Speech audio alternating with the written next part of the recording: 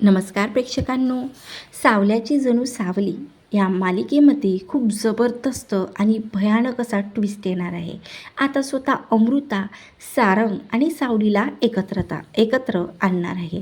आता सावलीने किती मोठं सत्य सारंगपासून लपून ठेवलेलं आहे याचा शोध घेत आता सारंग समोर पुरावे देत अमृता आता पुन्हा सावली आणि सारंगला एकत्र आणणार आहे. खरंच असं मालिकेमध्ये घडणार आहे. आता कसं काय हे अमृता करू शकणार आहे?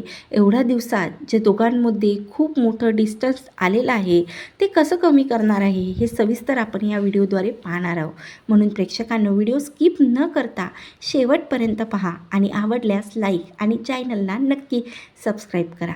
इकडे मात्र अमृता एकच विचार करत असते की नाही, सावली एवढ्या लवकर सारंगला विसरणार असं शक्यच नाही.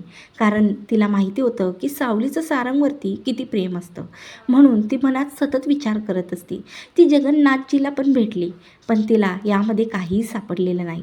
जगन्नाथजी बोलता की नियतीने त्यांना वेगळं केलं आणि नियती पुन्हा त्यांना एकत्र लवकर करणार. आता हे शब्द फक्त आणि फक्त इकडे अमृताच्या कानामध्ये येत असतात. तिला असं वाटते की जगन्नाथजीला माहीत असतं की सावलीने त्या व्यंकटेशसोबत लग्न केलं तर ते असं कधीही बोलले नसतील की नियतीस पुन्हा सावली आणि सारंगला एकत्र आणणार.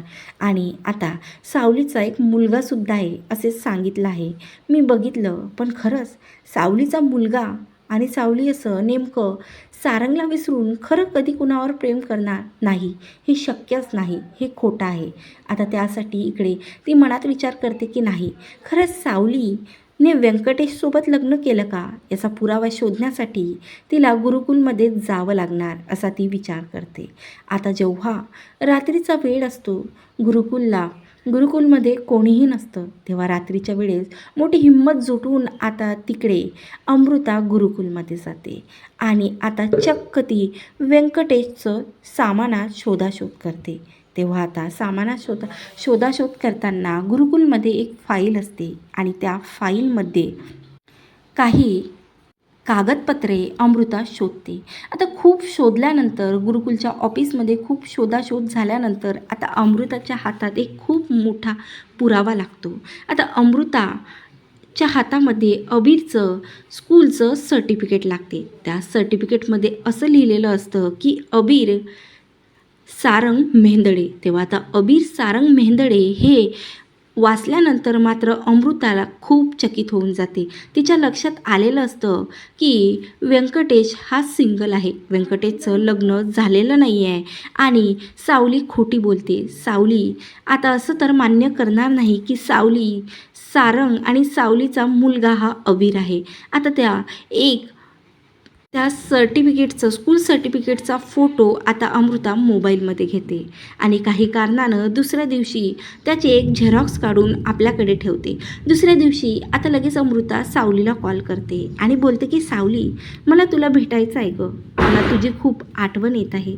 तेव्हा सावली म्हणते की ठीक आहे ना वहिनी, तुम्ही माझ्या घरी या, मी आज घरीच आहे, मी गुरुकुलमध्ये नाही जात आहे. तेव्हा आता लगेच सावलीला भेटण्यासाठी इकडे अमृता लगेच सावलीच्या घरी जाते. तेव्हा आता सावलीच्या घरची शोधाशोध करते आणि तेवढ्यातच अबीर येते. आता तिला तर माहिती पडलेलं असतं एका सर्टिफिकेटहून की अबीर हा सारंगचा मुलगा आहे, पण सावली असं जर सिद्ध केलं तर हे खोटा पुरावा मानणार, आता सारंग समोर कबूल नाही करणार. म्हणून आता ती लगेच अबीरला मांडीवर घेते आणि त्याच्या चेहऱ्यावरून हात फिरवते. हात फिरवता लगेच आता अबीरच्या केसातून ते हात फिरवते. आता तेव्हा अबीरचा एक केस तो आता अमृताच्या हाती येते. अमृता लगेच तो केस आता एका पॉलिथिनमध्ये टाकत आपल्या पर्समध्ये टाकते. तेव्हा आता सावलीच्या काहीही लक्षात आलेलं नसतं की अमृताने अबीरचा केस घेतलेला आहे. आता असंच अबीरला भेटून आणि अमृताला भेटून लगेच अमृता सावलीला भेटून लगेच सारंगकडे निघून जाते.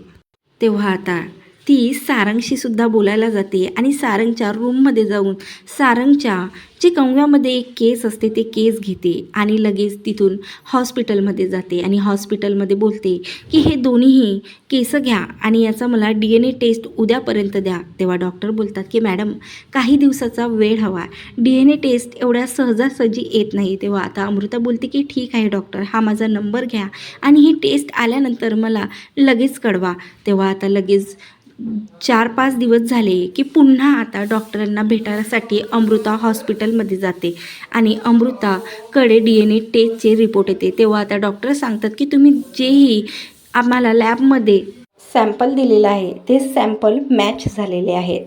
आता तेव्हा मात्र अमृता सरळ देवाकडे जाते आणि देवा गजानना असं गणपतीला बोलत आता लगेच त्याच्याकडे हात जोडत बोलते की ठीक आहे, आज मात्र तू खूप मोठा पुरावा माझ्या हातात लागलेला आहे आणि आज सावली असं कधीही खोटं बोलू शकत नाही की अबीर हा सारंगचाच मुलगा आहे. म्हणून लगेच आता इकडे सावलीला सुद्धा एका ठिकाणी ती बोलावून घेते आणि सारंगला सुद्धा बोलावून घेते. तेव्हा आता लगेच सावली आणि सारंगला अमृता सांगते की तिची तब्येत ठीक नाही आणि तिला या दोघांच्या मदतीची आवश्यकता आहे. म्हणून लगेच ती हॉस्पिटलच्या बाहेर या दोघांना बोलावून घेते. आता असं अमृता वहिनीची तब्येत बिघडली म्हटल्यावरती सावलीसुद्धा काळजीपोटी लवकर तिथं येते आणि इकडे सारंगसुद्धा धावतच येतो. काय झालं वहिनी, तू ठीक तर आहेस ना? तेवढ्यातच तिथं सावलीसुद्धा पोचते.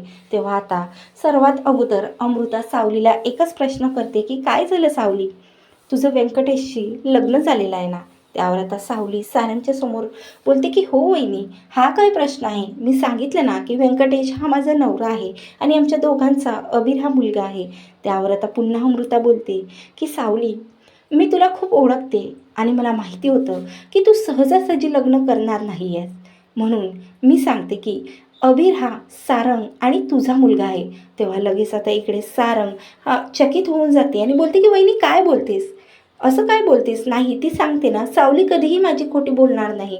त्यावर आता इकडे लगेच वहिनी स्वतःच्या पर्समधले दोन्ही पुरावे काढते आणि सारंगच्या हातावर देते आणि हे बघ, मी स्वतः तुला न सांगता तुझ्या खोलीत गेले आणि केस काढला आणि अबीरचा सुद्धा मी एक केस घेतलेला आहे आणि हे सॅम्पल मी DNA टेस्टला लॅबमध्ये दिलं, ती टेस्ट पॉझिटिव्ह आली आणि हा त्याचा पुरावा आहे. तेव्हा इकडे मात्र आता चकित होऊन जाते ती म्हणजे सावली. आता सावलीला काय बोलावं काहीही कळत नाही. आता हे दोन्हीही पुरावे बघत एका सर्टिफिकेटवर अबीर सारंग मेहेंदळे असं नावसुद्धा असते. तेव्हा हे दोन्ही पुरावे बघत आता इकडे सारंग पुन्हा ते पुरावे घेत चकित होऊन आता सावलीला बोलते की हात जोडते सावली, सांग का अबीर खरंच माझा मुलगा आहे का, सांग ना सावली. तेव्हा सावली बोलते की हो, वहिनीने जे पुरावे तुम्हाला दिले ते खरे आहेत आणि अबीर तुमचा आणि माझाच मुलगा आहे. तेव्हा आता इकडे सारंग बोलते की तू का लपवलं एवढं मोठं सत्य? त्यावर इकडे आता लगेच सावली बोलते की मी तुम्हाला सांगणार होते सत्य, पण काय केलं, तुम्ही त्या सुशिलाशी लग्न केलं आणि मला कोणत्याच्या संसार मोडायचा नव्हता. त्यावर इकडे सारंग बोलते की मी सुशिलाशी लग्न केलं, तू पण तर केलं ना सावली व्यंकटेशसोबत लग्न. त्यावर आता सावली बोलते की मी कुणावरही प्रेम केलं नाही सारंग, माझं फक्त आणि फक्त तुमच्यावरती प्रेम आहे आणि मरेपर्यंत फक्त मी तुमचीच राहणार आहे. मी कुणासोबतही लग्न केलं नाही आहे आणि हो अबीर सारंग तुमचा आणि माझाच मुलगा आहे. तेव्हा आता इकडे मात्र खूप दुःखातून सावरलेला आता हा सारंग पुन्हा अशा प्रकारे सावलीला मिठी मारते आणि अमृताच्या हुशारीने एका DNA टेस्टमुळे आता पुन्हा इकडे हे सारंग आणि सावली एकत्र आलेले आहेत. तर हे सर्व काही बघते ती म्हणजे मोनाली. आता इकडे मोनिकाला मात्र प्रचंड राग आलेला असते की अमृतामुळे या दोघांना ती सतत वेगळं करण्याचा प्रयत्न करत असते. आता अमृतामुळे फक्त हे दोघं एकत्र आलेलं आहे आणि या घरचा जो काही मेंदड्यांचा आता वारीस आहे तो पुन्हा या घरात येणार या भीतीने आता इकडे मोनिकाने आणि राजकुमारने खूप मोठा डाव पुन्हा रचलेला आहे. तर खरंच हा डाव आता सक्सेस होऊन पुन्हा सारंग आणि सावली अलग होणार का? खरंच आता अमृता या जोडीला आता कायमचं सोबत राहणार का?